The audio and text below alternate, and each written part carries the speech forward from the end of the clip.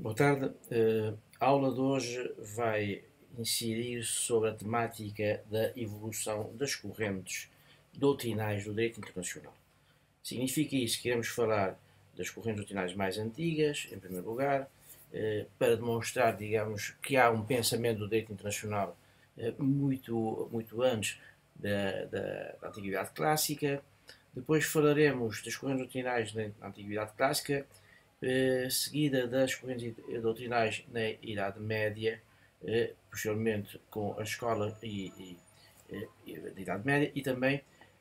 com a Escola Espanhola de Direito Internacional, falando de Francisco Soares e de Francisco Vitória, ou ao contrário, Francisco Vitória e Francisco Soares, de Hugo Grotius, mais tarde, das escolas justnaturalistas e positivistas e das correntes modernas a partir da Primeira Guerra Mundial até à atualidade. Então vamos fazer um apanhado de modo a que possam compreender a importância dessas correntes no pensamento do direito internacional, dado que efetivamente não se pode pôr de lado, digamos, o conhecimento dessa evolução doutrinal pela sua importância para a compreensão do direito internacional. Portanto, é sobre essa matéria que vamos falar. Começaremos por dizer, resumidamente, que inicialmente, ou durante este largo período, o que vamos verificar é que há dois grandes momentos doutrinais, se quisermos, que vamos encontrar ao longo dos tempos. Um dos momentos é aquele em que estamos numa fase, digamos, da zona empírica, o estudo empírico do direito internacional, na exata medida em que os teóricos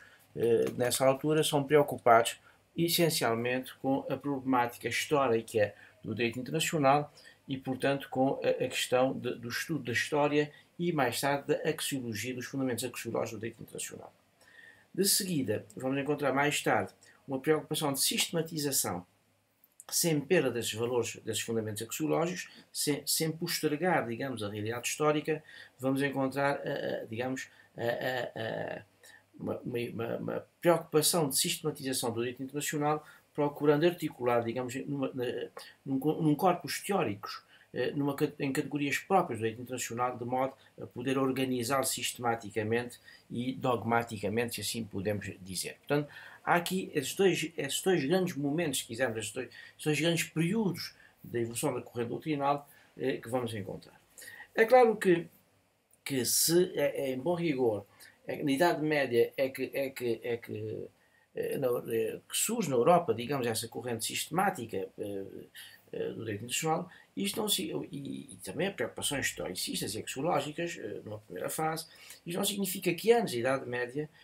europeia, digamos assim, não tenha havido, de facto, preocupações de ordem histórica e até mesmo axiológica do direito internacional, como aconteceu, por exemplo, com as escolas chinesas de que falamos, com a escola de Confúcio,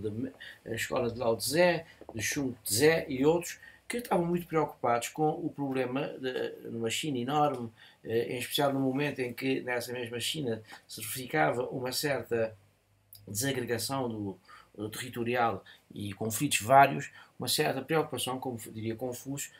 da humanização da guerra, por exemplo, ou com os discípulos como Lao Tse, que estavam preocupados também com a problemática da guerra, tentando teorizar que as guerras são desastrosas, causam enormes sofrimentos à humanidade e, portanto, estes filósofos estavam muito preocupados com o problema da humanização da guerra e até inclusivamente da feitura da paz de forma, como diria Confúcio, a que se encontrasse, a que se fizesse uma grande união dos povos chineses para evitar a guerra. Nesse sentido, encontramos também as teorias de Meng, de Mencius, como diria o filósofo Teodoro Serra, que Mencius submete a guerra à valoração moral, portanto, antecipando de certo modo a própria teoria da guerra justa, o que, como podem compreender, é um fenómeno importantíssimo na análise da problemática da guerra no direito internacional, porque a teoria da guerra justa é aquela que vai dominar toda uma parte da Idade Média e que se projeta posteriormente para a Idade Moderna e ainda hoje está, enfim, é tida em conta, digamos, pelos internacionalistas. O mesmo se passa na Índia, com o Código Manu, como já sabemos, que como tem uma doutrina que é um corpo de leis um pouco fundado na religião, e portanto acaba traduzido em um conjunto de preceitos religiosos, morais e jurídicos e políticos, de certo modo destinados às diferentes castas. De qualquer modo, com ela se procura exatamente regular de uma forma positiva os grandes conflitos entre os povos da Índia e de modo a humanizar a guerra. Também já vimos na Grécia e em Roma com a problemática dos filósofos gregos, como Cícero, por exemplo, que antecipa, de certo modo, a teoria da guerra justa, Cícero, como já vos disse, porque, perdão, desculpa, na Grécia, as teorias de Platão e de Aristóteles, embora Aristóteles defendesse a escravatura, tem uma concepção economicista, digamos, das sociedades, e portanto defendia a escravatura como um fenómeno normal, o que era próprio da época, ou Platão que fazia refletir, digamos,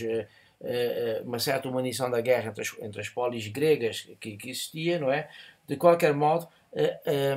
a ideia de uma federação panilénica como forma de ultrapassar os conflitos entre os povos helénicos foi uma ideia que preocupou muito essa filosofia e, portanto, que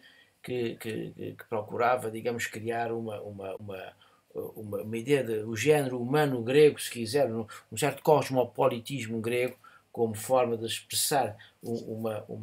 civitas máximas comum a todos os seres humanos, mas, de qualquer modo, a ideia de uma certa humanização da guerra no seio da polis grega era teorizada por filósofos como Platão e Aristóteles.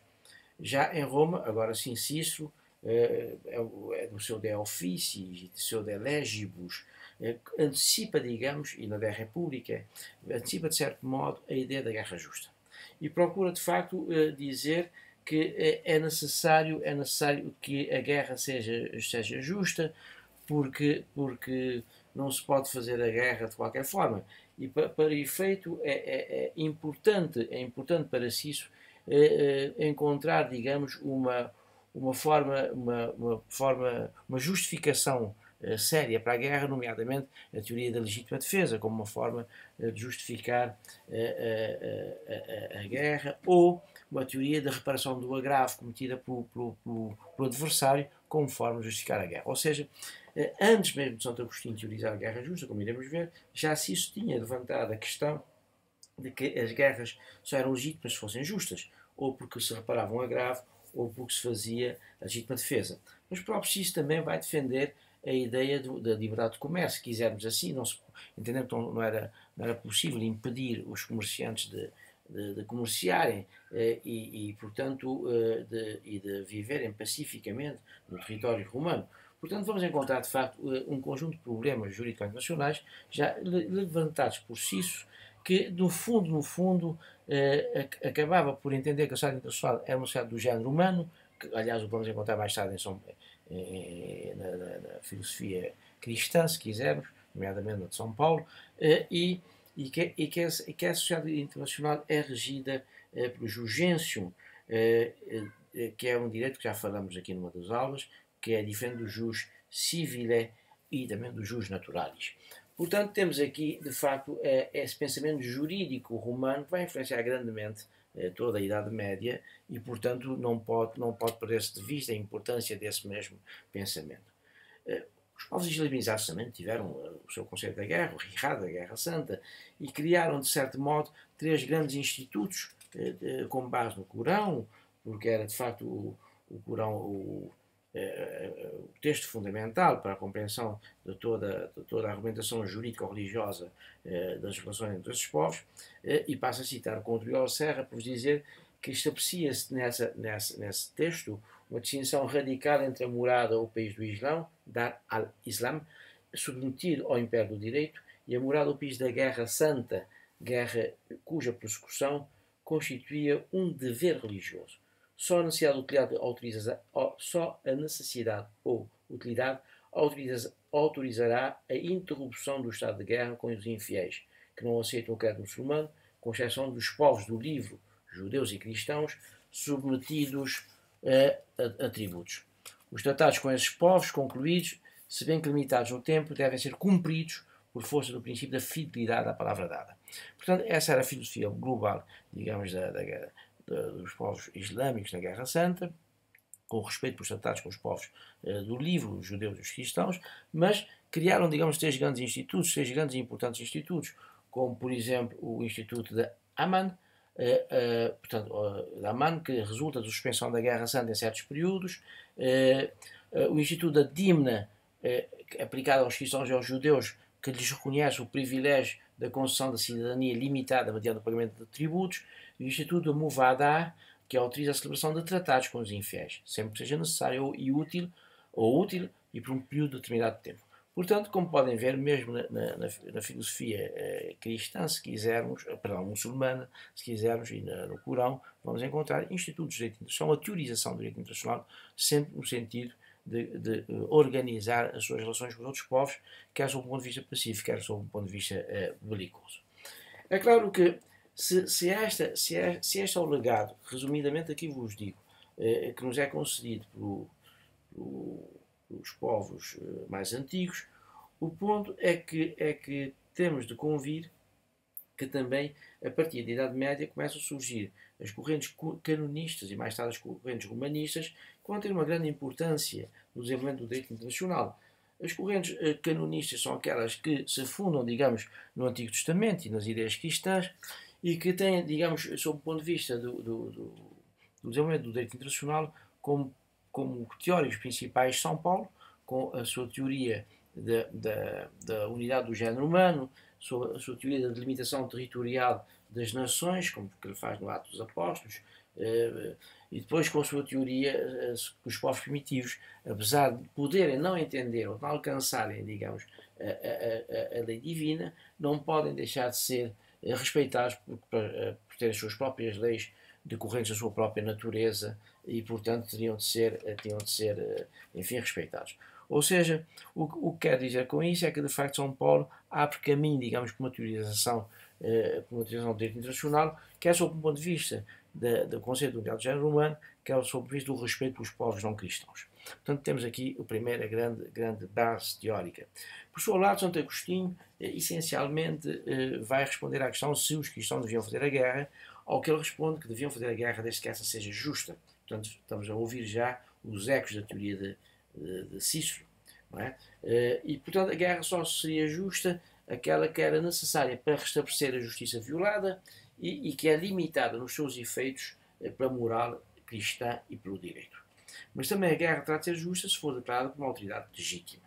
E isto vai levantar o problema de saber quem é a autoridade legítima para declarar a guerra. O mesmo se passa com a doutrina de São Tomás de Aquino, que também assenta na ideia da guerra justa e, perseguindo mais ou menos a tese agostiniana, digamos, acaba por influenciar, por adotar a mesma tese, se quisermos, e acaba por ser a tese que vai fazer escola na teorização da guerra justa a partir de São Tomás de Aquino. É claro que a guerra passa a ser, para São Tomás de Aquino, um problema teológico, jurídico ou teológico ou moral, se quisermos, teológico ou moral, e que é importante para os estudiosos tratarem o seu conceito. Bom, mas uma segunda questão que se levanta nessas correntes canonistas é a discussão de quem tem legitimidade para tratar a guerra, o Papa ou o Príncipe. É claro que aí o mundo cristão divide-se, porque há alguns que entendem que a plenitude potestatis, o Papa não é detentor dessa plenitude potestatis, portanto não pode ser ele a declarar a guerra. E outros que são os defensores, esses defensores do Império, vão entender que deve ser o príncipe a declarar a guerra. Contudo, há defensores da teoria do papado e, portanto, que entendem que deve ser o Papa a declarar a guerra e que, quer uns, quer outros, que a guerra justa é uma guerra santa. E a guerra santa deve ser feita aos infiéis, exatamente porque se entendia que a teoria da guerra justa não se aplicava aos infiéis, para alguns autores. E, portanto, para eles, a guerra santa podia ser feita de qualquer forma, sem qualquer limitação, relativamente aos infiéis, como é evidente, embora a guerra justa seria uma guerra que devia ser tratada no quadro das relações entre cristãos. É claro que alguns autores, como São Raimundo Penaforte, discordam dessa tese, entendendo que mesmo relativamente aos não cristãos deve ser aplicada a teoria da guerra justa. Portanto, esta, digamos, é a grande vantagem que nós vamos encontrar relativamente à questão, digamos, do direito internacional nessa época da humanidade. Mas, exatamente, neste momento também aparece-nos uma nova corrente, a chamada corrente romanista. A corrente romanista é uma corrente que se vai desenvolver já nos finais da Idade Média, no princípio da Idade Moderna, e que, portanto, vai-nos procurar dar um novo pensamento do direito, isto é, um pensamento já jurídico-político europeu, como diria Cabral de Moncada, quase que renascentista, e dotado de algum humanismo. Ora, nesse conjunto do pensamento romanista, o que se vai verificar, o que vamos encontrar, é que há duas grandes escolas, as escolas dos comentadores e as escolas dos glosadores, ou se quisermos, a dos glosadores e dos comentadores, escolas essas que tiveram uma enorme função jurídica a partir do século XII e início do século XIII, e que foram fundadas por teóricos italianos. A escola dos comentadores foi fundada por Sino de Pistoia, e a dos glosadores por Irnéios, que fundaram essas escolas no século XIII, já no século, como se disse, a partir do século XII, princípio do século XIII, ou se quisermos ser mais corretos, já no século XIII e XIV. Ora, no quadro dessas correntes encontramos um grande teórico italiano, um jovem catedrático italiano, Bartolo de Saxo-Ferrato, no século XIV, cuja importância, que é discípulo é catedrático em Bolonha e Perugia, é discípulo de Sino de Pistoia, pertence, portanto, é o chefe da escola dos comentadores. Bartolo vai ter uma importância fundamental no desenvolvimento do direito, e a sua importância é tão grande que se costuma dizer, que se dizia na época na Europa, nemo jurista nisi bartolista, isto é, ninguém pode ser um bom jurista se não for um bom bartolista, até porque Bartolo era considerado a lumina et lucerna iuris. Portanto, como podem ver, a importância de alguém que ilumina e que é a estrela fundamental do direito era Bartolo. Bartolo dá um autor de grande relevo nessa altura, como já vos disse, exatamente porque ele vai teorizar algumas questões com um sentido de certo modo prático. Por exemplo, ele entende que é possível a represália, entende que os Estados não são obrigados a aceitar ataques sem poder reagir em represália. Defende a teoria da guerra justa, dizendo que quem deve declarar a guerra é o príncipe e não o Papa, exatamente porque entende que nas suas obras entende que o Papa não é, digamos,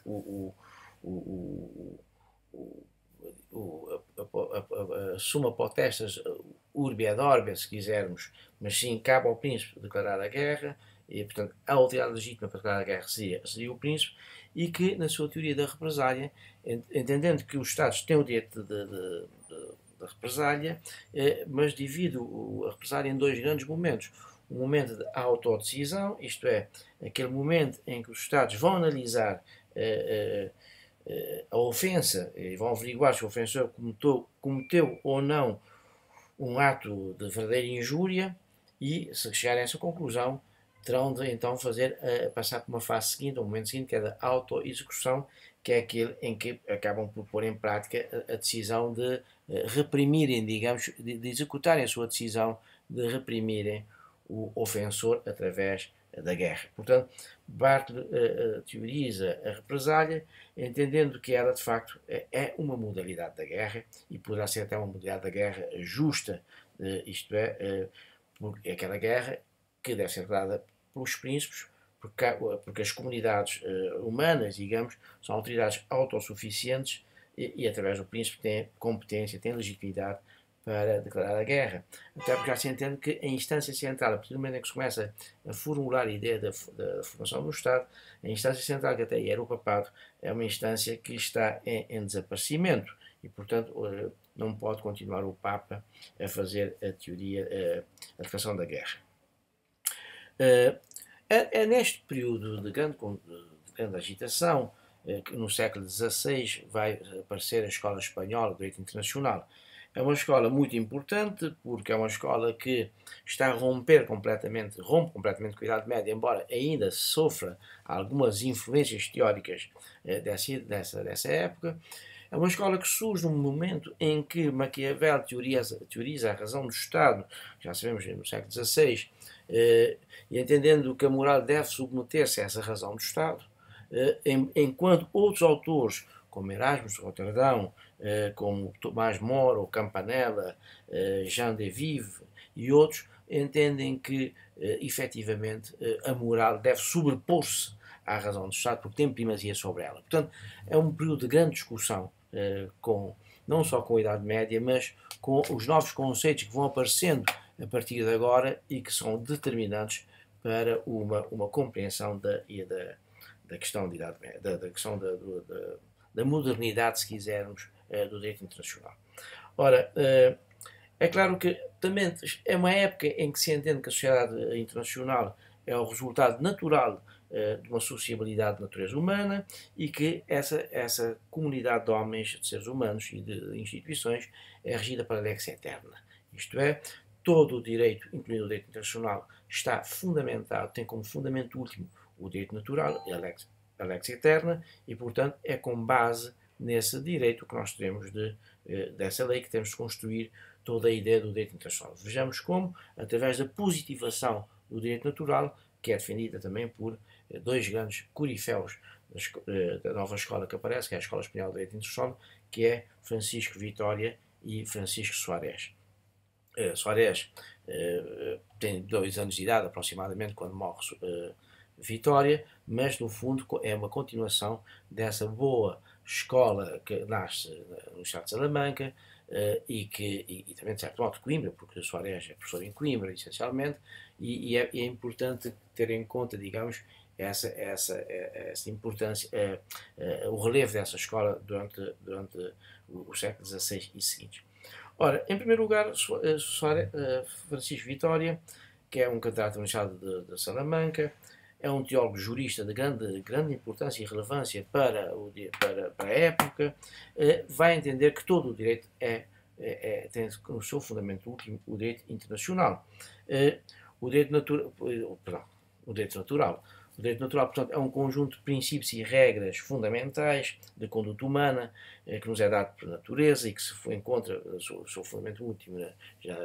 lex eterna, como já sabemos, e portanto, é um direito que tem uma força obrigatória de caráter universal, dado que o universo não é mais que uma comunidade humana com capacidade para promulgar as suas próprias leis, digamos assim. Portanto, Vitória vai preocupar-se com a questão do fundamento do direito internacional, mas também ultrapassa, digamos, essa questão para assumir a ideia da necessidade de uma nova prática, que é a necessidade de pensar a questão a questão importante da colonização, que era um problema muito relevante para a época.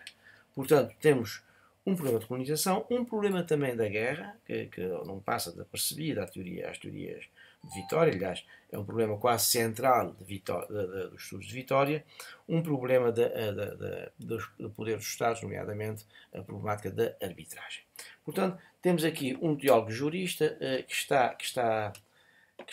preocupado com várias questões de grande relevo na época em que ele escreve e que vai dar, digamos,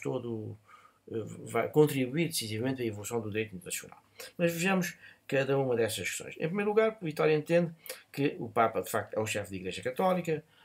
mas nessa altura não podia ser considerado o Dominus Orbi. Isto é, negava ao Papa a jurisdição universal. Papa non est dominus in toto orbis, dizia Vitória numa das suas lições, repudiando, digamos, a supremacia política do papado. De qualquer modo, não sendo, digamos, o Papa o Dominus in toto orbis, o imperador também, o império, não podia arrogar-se ao direito de se impor a todo o mundo. Portanto, o imperador também tinha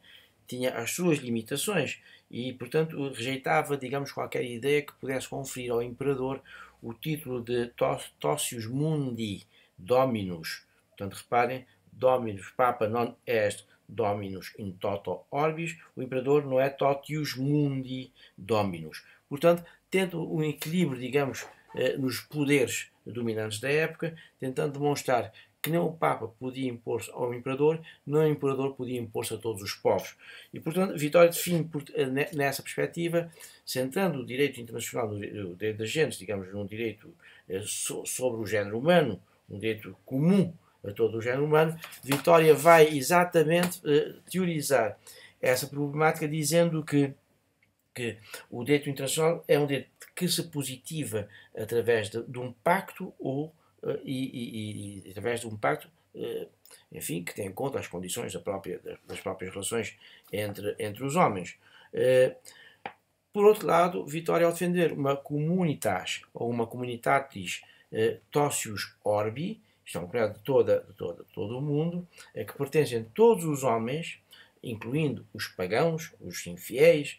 inaugura, digamos, uma nova ideia, a ideia da comunidade internacional, onde, digamos, não é a religião que vai ser o fundamento ou a condição de entrada nessa comunidade, mas sim a natureza humana de cada ser. É nessa perspectiva que se revela um pensamento inovador e a grandeza do pensamento também de Vitória, e que vai levar a que ele se preocupe com a problemática da guerra, procurando de descortinar, digamos, as condições para que se possa fazer a guerra. Isto é, Vitória, em última análise, vai teorizar pela primeira vez aquela dupla dimensão do direito da guerra, o jus in ad bellum e o jus in bello. Portanto, o direito à guerra e o direito durante a guerra, no decurso de uma guerra. E para tal formula três grandes questões que já vêm, de certo modo, de trás, mas que ele volta a reformular para encontrar uma resposta, digamos, na própria época dele. A primeira questão que ele coloca é a de saber se é lícito aos cristãos fazer a guerra. A segunda questão que ele coloca é quem tem ou em quem reside a autoridade ou a legitimidade para declarar a guerra. A terceira questão que ele coloca é qual é a causa justa da guerra e, finalmente, uma outra questão é o que é permitido fazer no decurso da guerra. Portanto, podem ver, dessas quatro questões, as três primeiras dizem respeito ao jus ad bellum, portanto,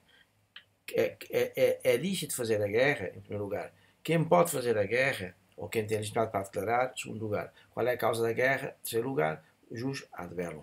E o que se pode fazer no decurso da guerra, jus in bello. Portanto, faz essa distinção, o que distinção essa que vai acompanhar até a atualidade todo o direito internacional e que também vai permitir que se funde, digamos, uma nova percepção do direito internacional, uma área, um ramo desse direito que é o direito humanitário, ou o direito da guerra, se quisermos, que vai nascer a partir dessas reflexões de Francisco, dessas importantes e decisivas reflexões de Francisco Vitória. Posto isto, vejamos agora quais são as respostas que ele dá a essas três questões. A primeira resposta é, portanto, poderão os cristãos fazer a guerra? Ele entende que sim. Ele entende que os cristãos podem fazer a guerra porque Cristo não proibiu, digamos, nunca proibiu a guerra. Por isso, ele entende que pode fazer a guerra desde que a guerra seja justa. E vai retomar o conceito de guerra justa que é dada por Santo Agostinho e por Santo Agostinho e por São Tomás de Aquino. Depois, a segunda questão, quem tem legitimidade, já vimos que se o Papa não é digamos, o senhor um poder soberano sobre todo o mundo, cabe ao príncipe fazer a guerra. Isto é, o príncipe pode ser o príncipe a declarar a guerra, porque cabe-lhe a ele o poder temporal de fazer essa declaração. De qualquer modo, também, qual é a causa da guerra? A causa da guerra é uma causa justa. E a causa justa pode levar a que se faça as guerras defensivas e as guerras ofensivas. Qualquer uma dessas guerras para vitória, a guerra defensiva ou a guerra ofensiva, são corretas. Podem enquadrar-se na teoria da guerra justa, na medida em que entende que não é mal ou pecado defender-se do agressor, mesmo preventivamente, porque essa defesa, mesmo preventiva, pode ser considerada legítima defesa da guerra. Portanto, temos aqui essa realidade da guerra. É claro que não se pode perder de vista que quer a guerra defensiva, quer a guerra ofensiva, desde que seja justa, não ofenderá o princípio cristão de não matarás. Portanto, feito isto, Vitória vai passar a uma segunda fase da sua teoria, que é aquela de saber se efetivamente o que é que se pode fazer no decurso da guerra, isto é, que meios e modos de guerra podem ser utilizados, se quisermos ser mais corretos e mais modernos na formulação. Ele cria os fundamentos para a elaboração de um corpus teórico, se quisermos, da primeira doutrina do direito humanitário, no fundo, porque ele vai propor que no quadro da guerra, no quadro da reparação dos danos sofridos por uma agressão, deve haver proporcionalidade. Portanto, a resposta deve ser sempre proporcional à ofensa e, portanto, ou à injúria, como se dizia na época, e, portanto, não se podem também praticar atrocidades em nome de uma resposta, nomeadamente se for desproporcional. E, por outro lado, também vai dizer que essa resposta deve evitar a prática de atos inumanos, isto é, atos que causam sofrimento desnecessário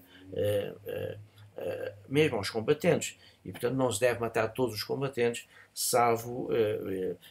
caso excepcional, ou de necessidade, ou também não se deve matar nem atormentar os prisioneiros, portanto, excetuando se houver, digamos, uma culpa formulada para que justifique a sua morte. Portanto, há aqui uma humanização da guerra feita por Vitória e que é importante ter em conta na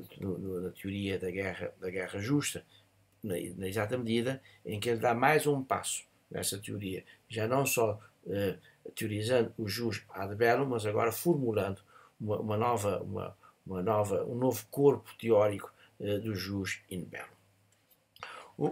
O outro teórico que nós vamos aqui tratar e que é importante para essa relação, para essa compreensão da evolução doutrinal da escola espanhola, é Francisco Soares. Soares, de facto, é um teórico de grande relevo para o nosso estudo, na exata medida em que ele aparece já depois de Vitória, e aparece depois de Vitória, mas formulando também novas questões que são importantes de entender. E algumas vezes com alguma discordância de Vitória. Nessa perspectiva, permita-me dizer que, por exemplo, em Vitória já na questão da arbitragem entendia que não era possível a arbitragem porque nenhum Estado era obrigado a submeter-se à arbitragem. Aí vamos encontrar uma discordância por parte de Soares. Mas vejamos agora a questão de Soares. Soares é um doutorado em Teologia pela Universidade de Évora, é professor em Coimbra, onde escreve a sua mais importante obra, que é Tractatus de Legibus ac Deo Legislatoria, que é escrito entre 1582 e 1612. Soares vai teorizar, no quadro das doutrinas de São Paulo, vai teorizar a solidariedade, de uma forma, segundo os teóricos, ímpar, a solidariedade humana ou da humanidade, e, consequentemente, vai entender que as comunidades humanas são politicamente solidárias, ou devem ser politicamente solidárias, e devem estar organizadas no sentido de uma certa universalidade do género humano. O género humano, dizia Soares, embora dividido em povos e estados diversos, estados entre aspas, porque na altura ainda estava-se a iniciar a ideia do Estado, diverso, conserva, no entanto, uma certa unidade, que é a unidade que nos é dada teorizada por São Paulo, Unidade do Género Humano, que unidade não apenas específica, mas também política e moral. Portanto, temos aqui uma primeira ideia da teorização do género humano, o que é importante depois para as teorias que Soares vai elaborar, nomeadamente a teoria da guerra, dizendo que a guerra deve ser declarada também por autoridade que tem legitimidade para o efeito, que é o príncipe ou o Estado, e em caso de urgência é necessário e possível e aceitável admitir, digamos, presumir que o príncipe deu essa autorização. Portanto, só uma autoridade legítima, só a declaração de uma autoridade legítima pode tornar a guerra uma guerra justa. No sentido já vinha atrás de São Tomás de Aquino, de São Agostinho, de São Tomás de Aquino e da própria teoria de Vitória, não é? Portanto, a guerra está submetida ao direito de agentes. O direito de agentes é um direito também factício, mas baseado no costume, como diria Vitória, que já vimos, e é, digamos, a positivação do direito natural em que se funda todo o direito, incluindo o direito internacional, mas que pode ser positivado através de pactos ou através do costume. Portanto, Soares também segue nessa linha, digamos, essa tese fundamental da positivação do direito natural. Eu chamo a atenção para o facto seguinte, é como podemos ver, a partir de pelo menos de Vitória, começa a ideia de que há um direito natural, que é um direito que rege toda a comunidade humana, mas que esse direito natural pode ser positivado pelos diversos povos de acordo com as suas condições, com as suas condições, ou seja, as circunstâncias concretas da sua vivência, mas sempre com respeito pelas leis universais que é dada através daquela tese da lex eterna que vinha da Idade Média. Portanto, nós temos aqui a continuidade de um pensamento cristão, se quisermos, sobre o direito natural, o que se compreende tendo em conta, enfim, os fundamentos da própria religião cristã. No que se refere à arbitragem, Soares, ao contrário de Vitória, entende que a arbitragem é desejável, mas não é obrigatória. E é desejável porque, obviamente, os Estados podem querer resolver os seus conflitos através de uma arbitragem que, aliás, deve preceder sempre que possível qualquer declaração de guerra. Isto é, antes de declarar a guerra, os povos ou os Estados devem sempre que possível procurar os conselhos, digamos, dos homens bons, dos homens sábios, isto é, dos árbitros, de modo a evitar no máximo essa declaração de guerra. Não sendo possíveis esses conselhos, nessa perspectiva, então, muito bem, poder-se avançar para a guerra. Já no jus in bello, também Soares, na esteira de Vitória, teoriza. A questão aqui é um pouco diferente, porque, embora ele entenda que deve haver regras jurídicas específicas para a declaração da guerra e defende a necessidade de codificar, digamos, esse direito da guerra,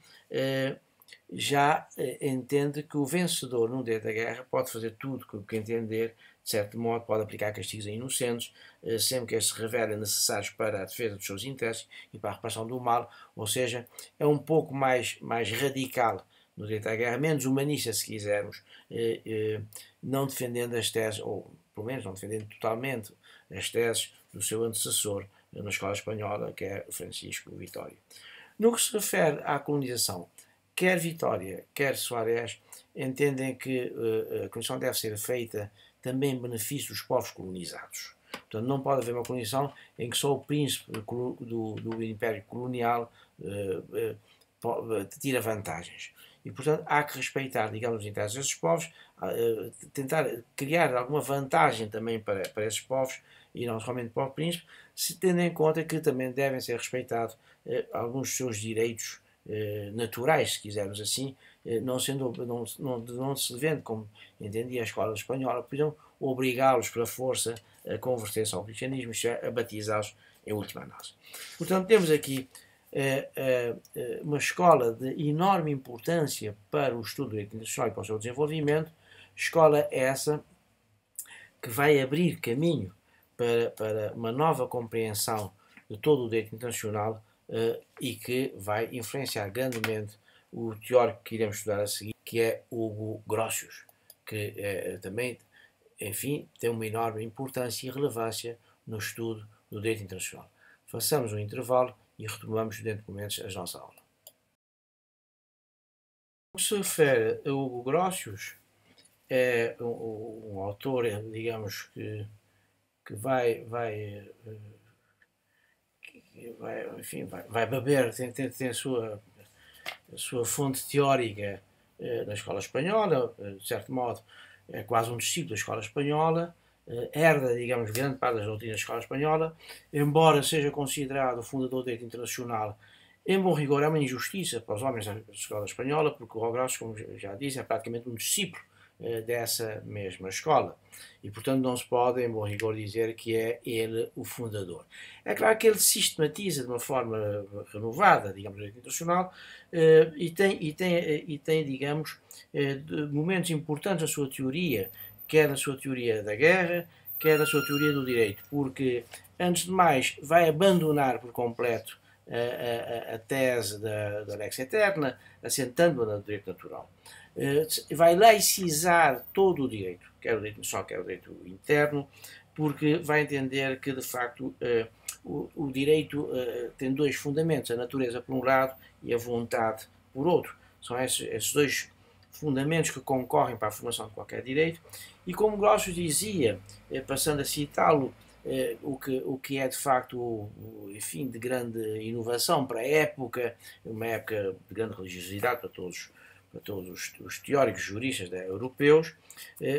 Grotius dizia que mesmo se concedêssemos o que não pode ser feito sem grande impiedade, que Deus não existe, ou que não se ocupa dos assuntos dos homens, encontraríamos, digamos, o direito, uma validade e obrigatoriedade do direito positivo estaria nessa positivação, na racionalidade humana, que permitiria, digamos, positivar o direito e compreender o direito sem necessidade de qualquer revelação. O direito natural é produto dominantemente da razão e daí que não é necessário qualquer revelação para que ele possa ser entendido. Portanto, Grotius laiciza completamente o direito, demonstrando de facto que as leis de cada Estado unem a própria utilidade do Estado, não é? Mas também é importante essas leis porque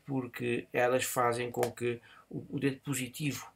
seja o direito que regulamenta quer internamente, quer o Estado nas suas relações com os outros. Portanto, esta é a primeira grande contributo teórico que Grotius nos oferece. É a laicização do direito e a autonomização, consequentemente, do direito relativamente à religião. A segunda grande questão que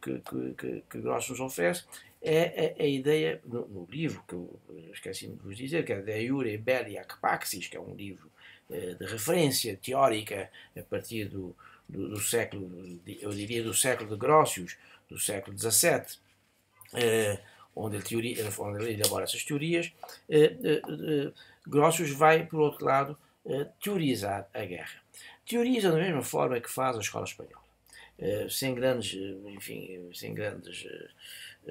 diferenças, não é? E entende que a guerra é os Estados que combatem pela força e defende que esta não é contrária ao direito, desde que seja submetida àquelas regras próprias da guerra justa, que já vem definida desde a época de Santo Agostinho e que foi sendo precisado e concretizado pelas várias escolas. Ora, mas Grotius retoma, digamos, esse conceito de guerra, como já vos disse, mas vai teorizar a aceitação, a admissibilidade daquilo que se chama a guerra preventiva. Quando defende, e passo a citar, quantas são as fontes das ações judiciais, outras tantas são as da guerra, pois onde falta a justiça começa a guerra. E havendo ações por injúria não feita e feita, por não feita como aquela em que se pede garantia contra possível ofensa ou contra dano por ameaça ou para que não se exerça alguma violência, por feita para ser reparada ou para que seja castigada. Portanto, Grotius vai defender essa possibilidade de fazer a guerra exatamente nesses termos, mesmo que seja uma guerra preventiva para evitar a ofensa. Relativamente à arbitragem, que é uma questão também muito importante a partir do século XVI, Grotius vai de facto defender, digamos, a arbitragem como meio de evitar a guerra e também vai defendê-la como uma necessidade, se quisermos. Portanto, vai aceitar a arbitragem, tal como faz Soares, já mais na linha de Soares do que de Vitória, e também vai defender a hipótese da neutralidade perante os conflitos armados. Ora, dessa teoria de Grotius, ressalta ainda uma outra, que é aquela que fica, que marca, digamos, que é o traço dominante das teses de Grotius, que é a teoria do mare liberum. Isto é, Grotius vai defender a liberdade dos mares, na exata medida em que diz que a liberdade dos mares deriva da própria natureza, é um direito, digamos, um direito natural, que decorre da razão humana, que é incompreensível para a própria razão humana, na medida em que, de facto, o direito dos povos comerciarem livremente uns com os outros e de navegar para se realizar para exercer esse direito de comércio, é um direito natural que não pode ser, digamos, impedido, não pode ser violado por nenhum Estado. Portanto, a questão do mare liberum aparece exatamente no curso de um conflito entre Portugal e Holanda, dado que um barco português foi aprisionado por barco holandês, um barco foi aprisionado em Malaca por um barco holandês. Portugal entendia que defendia que a Holanda não podia estar naqueles mares porque era um mar português, digamos assim. A Holanda entendia que a navegação era livre e, portanto, podia perfeitamente navegar. Grotius dá um parecer jurídico, utilizando a expressão moderna, dá um parecer jurídico em que vai defender exatamente a liberdade dos mares, contrariando a tese de Portugal, nomeadamente defendida por Frei Serafim de Freitas, e por Inglaterra, por John Seldon, que contrariam e que entram em conflito teórico com Grotius a propósito dessa tese. Só que a tese de Grotius vence e poder-se-á dizer que hoje a tese dominante é a da liberdade dos mares e não a tese do mare clausum, que era defendido por Frei Serafim de Freitas e por John Seldon. Portanto, essa é a teoria de Grotius. Mas essa teoria de Grotius tem um outro impacto importante. A partir do momento em que ele diz que, de facto, a razão humana pode entender o direito natural e o direito natural e que a vontade e a natureza e a vontade contribuem para a formação do direito, Grotius vai dar origem a duas grandes correntes teóricas que ainda hoje perduram, que é a corrente justnaturalista e a corrente justpositivista. Que, resumidamente, já sabem, já estudaram isso no direito, na introdução ao direito, possivelmente, em que essa ideia de justnaturalismo e positivismo, que também dominar o direito internacional, acaba por atravessar, digamos, todo o direito, na medida em que pretendem fundamentar o direito quer na natureza, o naturalismo, quer nas leis positivas, É claro que temos aqui vários teóricos que já estudaram, por exemplo, para Hobbes é um juiz naturalista, digamos, o direito natural que regula as relações entre os Estados, portanto, o direito de agentes não é mais do que puras máximas da razão, portanto, decorrente da ideia como é que se diz, do direito natural. O Fendorf vai defender também sobre o direito natural fundado na sociabilidade humana e que se funda também em convenções, como podem ver, e portanto, portanto o direito natural encontra, digamos, estas teorias de Hobbes, do Fendorf e outros, embora com diferenças, porque enquanto Hobbes entende que o homem é lobo do homem, o Fendorf e Tomás tem uma posição diferente, entendendo que não há, digamos, essa hostilidade entre os homens, não há um abelium omnium contra omnes, como diria Hobbes, mas os homens tendem por natureza a encontrar, digamos, fatores de equilíbrio, não é? E então essa corrente justnaturalista que vai desenvolver-se através da ideia de que a sociabilidade humana é fundada em princípios do direito natural, e são esses princípios que obrigam e que asseguram o bem comunitário, o bem de toda a comunidade humana. As sociedades, portanto, conseguem segurança e paz através dessa sociabilidade e desse direito natural. Enquanto no direito positivo, que é um direito, digamos, que depois vai se afirmar de uma forma mais forte no século XIX, mas que já começa com essa divisão feita por Grotius. Vamos verificar que vários teóricos como os outros, Wiener-Schoeck, Moser e outros, vão defender, digamos, a ideia do direito positivo, mesmo no campo do direito internacional. Portanto, o Wiener-Schoeck, por exemplo, defende o direito marítimo, a questão do mar territorial, que é aquele que aparece a partir do momento em que se dispara o tiro do canhão e onde cair a bala é ali o limite do mar territorial, porque é ali que se pode fazer a defesa do mar territorial, estabelecendo, digamos, que os Estados devem estabelecer leis positivas para resolver as suas questões através de pactos ou de convenções, ou aceitando também o costume internacional, e portanto o direito natural, embora conserve uma função de fundamentar eventualmente das instituições ou a instituição de uma autoridade social, mas o direito natural tende a desaparecer para dar lugar a uma positivação do direito através da prática dos próprios Estados. É essa prática que vai fundamentar todo o direito positivo, quer através da fixação dos costumes, quer através do estabelecimento de pactos internacionais, ou convenções, se assim pudermos dizer. Pronto, e é essa linha de separação que vai perdurar do século XIX, em especial depois da Primeira Guerra, até aos nossos tempos, através de um debate que prossegue com alguma força entre o direito positivo e o direito natural, e portanto procurando,